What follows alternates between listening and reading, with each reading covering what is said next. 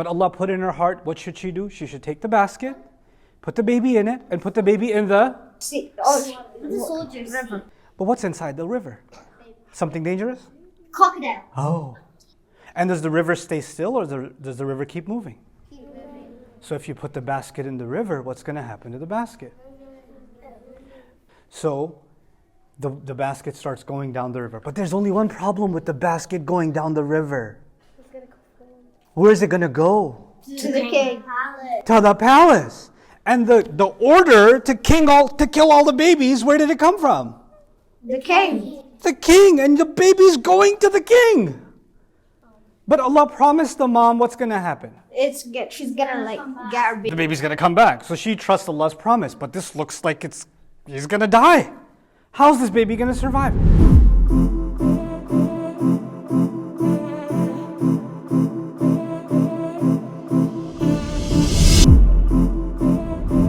Bismillah wa salatu wa salamu ala rasulillah wa ala alihi wa sahbihi ajma'in. Assalamu alaikum.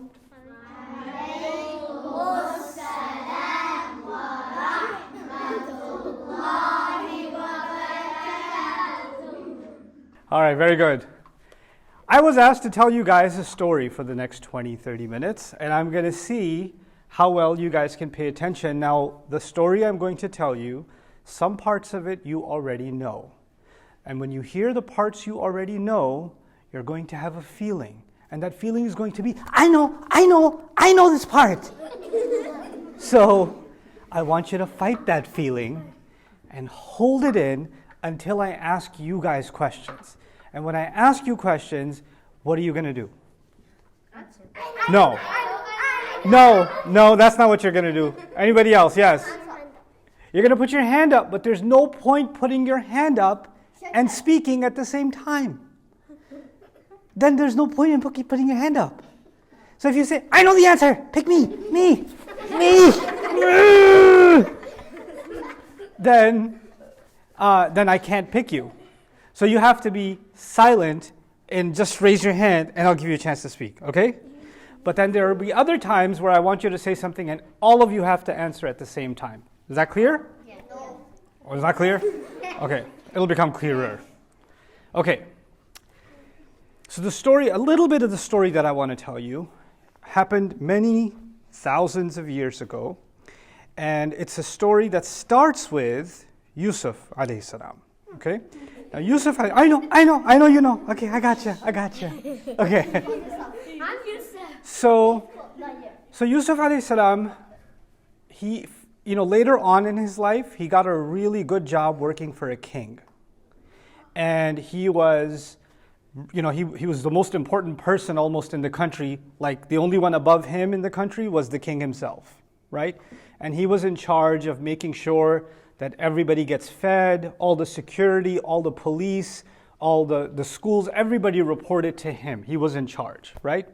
And he brought his family over, because they used to live in another country, his family. But eventually he brought his family and they started living in the same place as him in the kingdom of Egypt. Okay, so let me ask you the first question. Which prophet am I talking about and where did he live? Oh my God, don't raise hands. Yes? He lives in Egypt. Yusuf alayhi salam in what country? Egypt. And what did he do there? He was yes? He worked for the king. He worked for the king. Very good. And what did he do? What did I tell you so far that's happened? Yes? Me? Uh-huh. So he would make sure that everyone the police and That, but he did something. Yeah. help people. He did, but it's something else I said. Let's see if anybody remembers. Do you remember? No? You? He fed everyone the police. There's something more. Yes? Yep, he brought his family from another country all the way to where? To Egypt. And because he was right under the king, he got them all really nice houses. His brothers came. His brothers had wives and children. They all came. His parents came, and they all started living in what country? Egypt. But they were not from Egypt. And his family, the grandpa's name was Israel. What was his name? Israel. And his sons became the sons of Israel. The sons of Israel. So the sons of Israel started living in what country? In Egypt. Okay. So when they started living in Egypt, later on, they had children, and those children grew up, and they got married, and they had kids, and then those kids grew up, and they got married, and they had kids. So 100 years went by, 200 years went by, 300 years went by, and now those sons of Israel, remember those sons of Israel? Their kids and their grandkids and their grandkids, now there were thousands and thousands of them living in which country? Egypt. In Egypt. Okay, so all of them were called the children of Israel. But were they from Egypt? No, they were from somewhere else. They had moved to Egypt because of who? Good, very good. Because of Yusuf alayhi salam. Okay? Now, what happened then is the king, you know what happens with kings? When kings, like you guys just had a queen pass away, so what happened? Another king. From her family, right?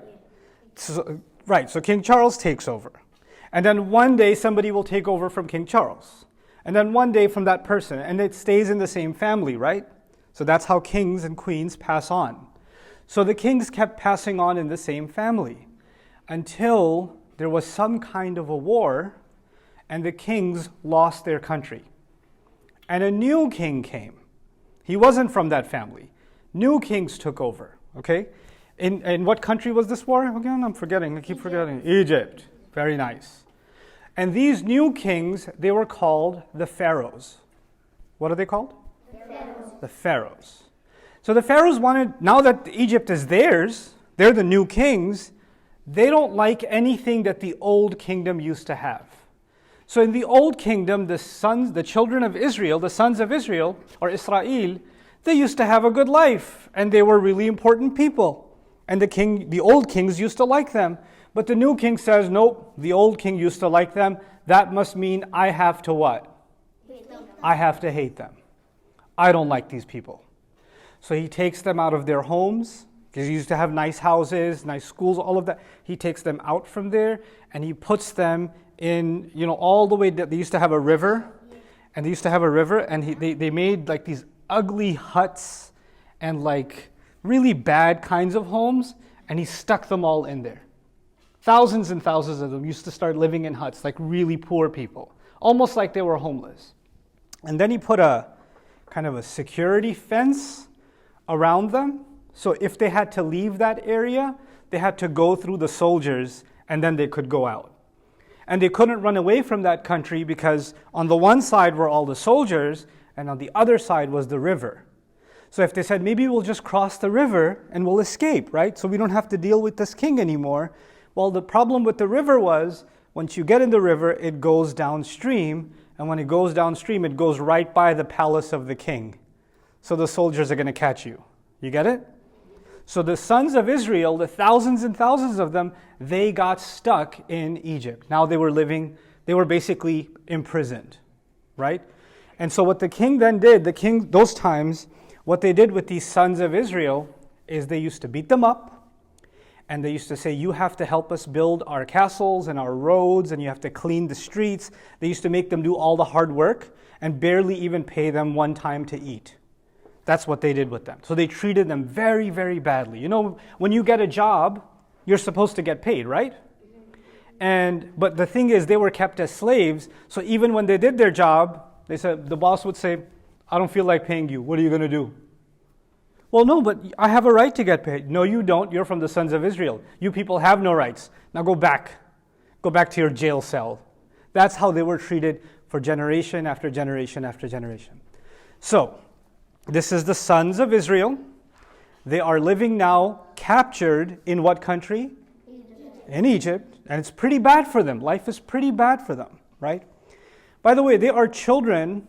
Go further back. Their great-great-great-great-grandfather was Ibrahim alayhi salam. So they were Muslim. They were actually Muslim. But the Pharaohs, obviously, they were not Muslim, right? So then what happens next is the Pharaoh, the king, as he was getting old, he starts having nightmares, okay? And you know what nightmare he has? He has a nightmare that a baby from the sons of Israel is going to come and he's going to destroy his kingdom. So he started having nightmares about what? About a baby. Have you guys seen Kung Fu Panda? Yes. Have you seen Kung Fu Panda 2? Yes. Do you remember the peacock? Yes. Some of you yes, some of you no. Those of you that have no, just make istighfar, it's okay. When the peacock used to see a dream, or actually, Poe himself used to see a dream, remember? And the peacock had a vision that a creature of black and white is going to come, remember? And he was afraid. So they copied that part of the story from this story. The Pharaoh used to see a dream that one of these Israelites is going to rise up and he's going to destroy the kingdom. So he used to get really scared of the baby boys of the sons of Israel, because he thought one of them will one day become a leader and he's going to destroy his kingdom. So he came up with a really terrible solution. He said, I need these baby boys because when they grow up, they become my slaves. So I get them to do the work. But I can't have too many of them. Because if I have too many of them, they might one day say, hey, we don't want to be treated like this. We don't want our mom to be treated like this. We don't want our dad to be treated like this. We're going to fight back. You can't treat us like this anymore, right? So they could start a war. So if there's too many of them. So he came up with a solution, and his solution was every few years, he would tell his soldiers, go, and if there's any new baby boys, throw them in the river. That's what he told them. That was his way of solving the problem of his nightmare. Okay? So now, I'm going to pause for a second because I want you to know how far we got. The story started with which prophet? Show of hands only. All the way in the back. Yusuf alayhi salam. Very good. What's your name? Muhammad. Good job. Yusuf alayhi salam. Who brought who to where? Who did he bring and where did he bring them? Yes. What's your name? Yusuf. Oh, you better know. Who did he bring? Who did Yusuf bring? Do you remember? Do you remember? Yes. Very nice. What's your name? Huh? Noura. Excellent job, Noura. He brought his family to Edinburgh. No, Egypt. Okay, he brought them to Egypt. And life was good.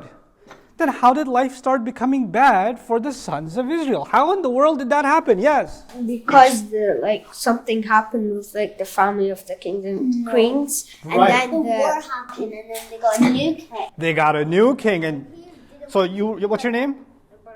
Ibrahim, and you got excited and cut Ibrahim off, but that's still okay. What's your name? Aisha. Good job. Okay. So then the new kings came, and they don't like who? They don't like the children of Israel. So they turned them into what? Slaves. They turned them into slaves. Why can't the slaves escape? How come they're stuck? Yes. Because on one side there's soldiers, and on the other side there's river. We can't go because there's a stream, and that leads to the palace where all the soldiers are. So they're stuck, right?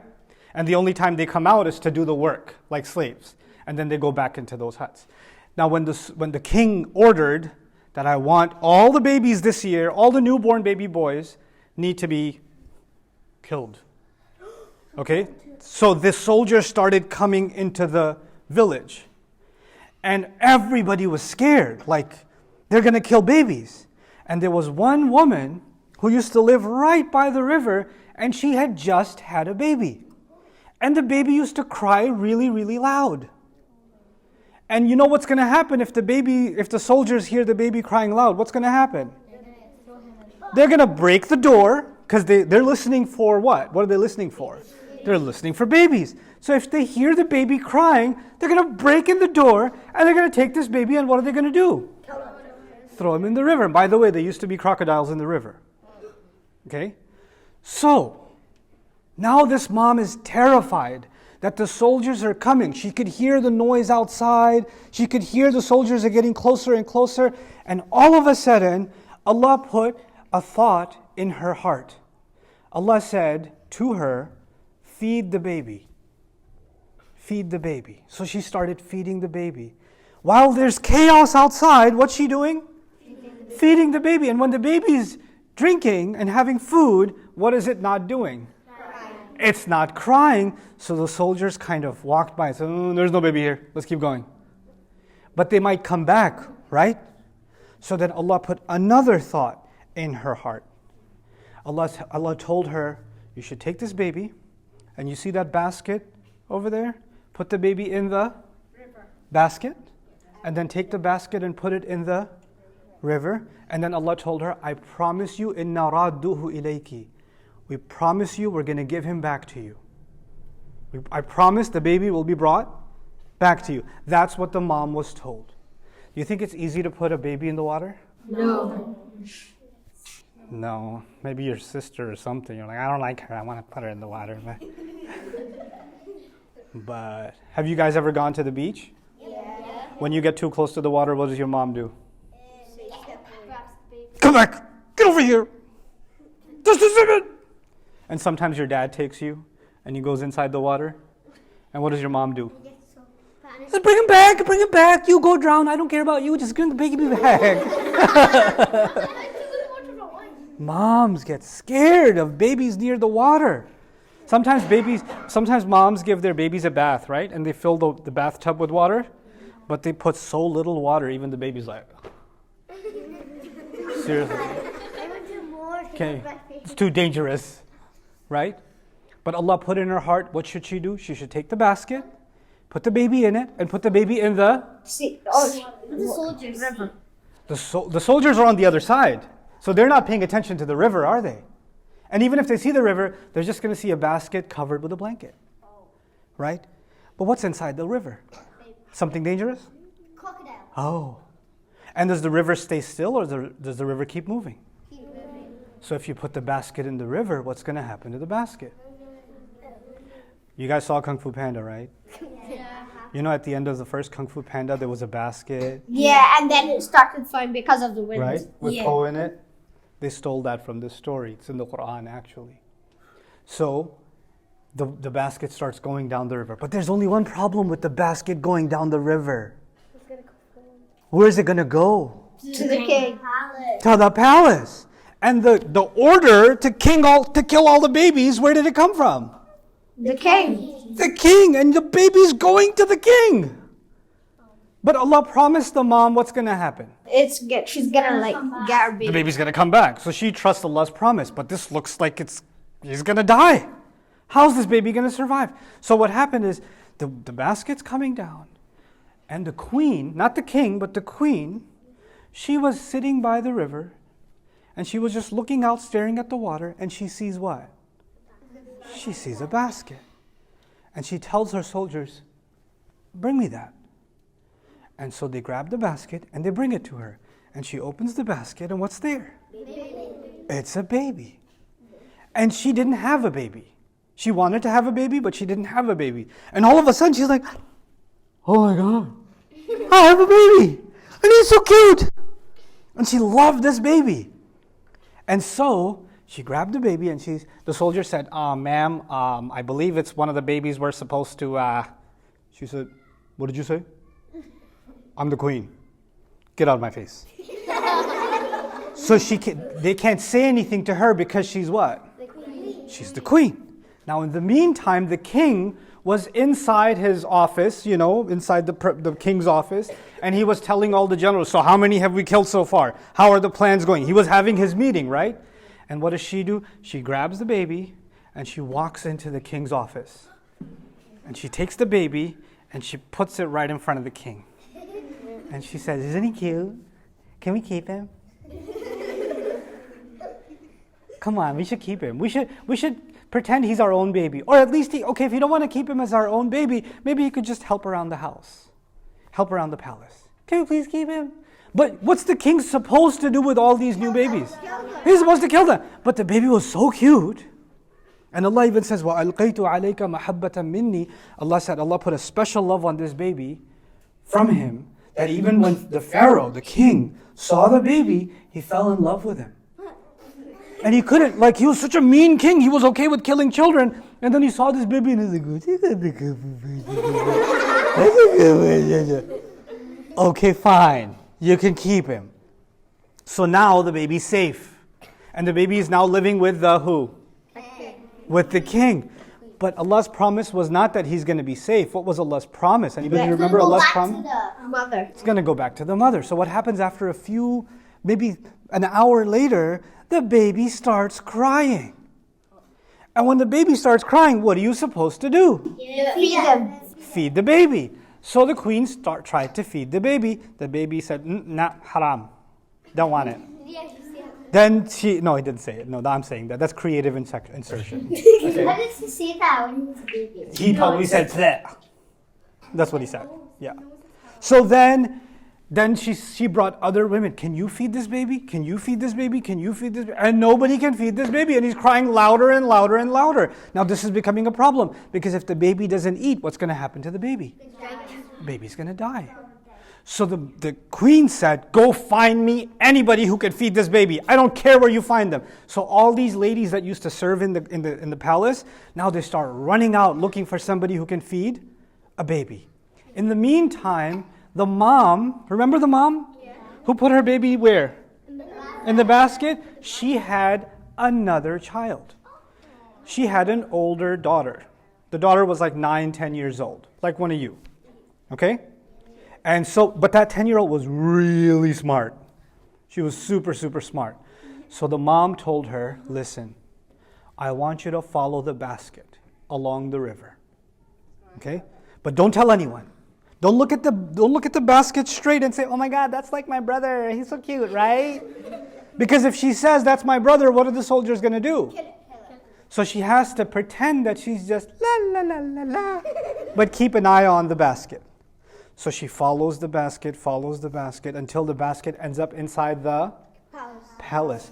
But the girl can't go inside the palace. She's stuck outside. So she's like, okay, I'm just going to wait here. Let's see what happens. And then from the inside, these women came out. We need someone to feed a baby. We need someone to feed the baby. And who was standing outside the palace? The little girl. And she said, hey, I know a lady, she's pretty good. She's really good with babies. Who's she talking about? But she didn't say it's the mom. She just said, I know somebody. I think I know the right person for this. So she's like, okay, let's go. So they went and they got her and they brought her to the palace. And the queen looked at her and said, can you feed this baby? And she says, yeah, I could do that. I think I could do that. And then she started feeding the baby, and the baby was happy. And the queen said, well, you're not going back home. You're going to live here now because you need to take care of this baby.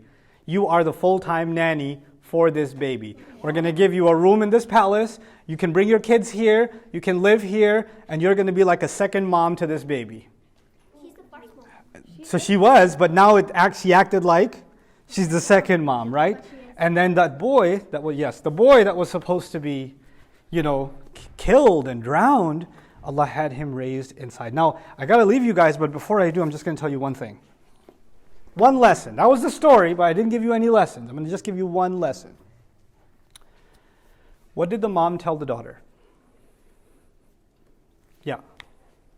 Aisha, what? To keep following the baby in the river. Like, don't be like, oh, that's my brother. But she didn't say that. All she said was follow him. All she said was what? Follow him. And you know what the girl didn't do? The girl didn't say, like, follow him like what? You want me to, like, swim or something?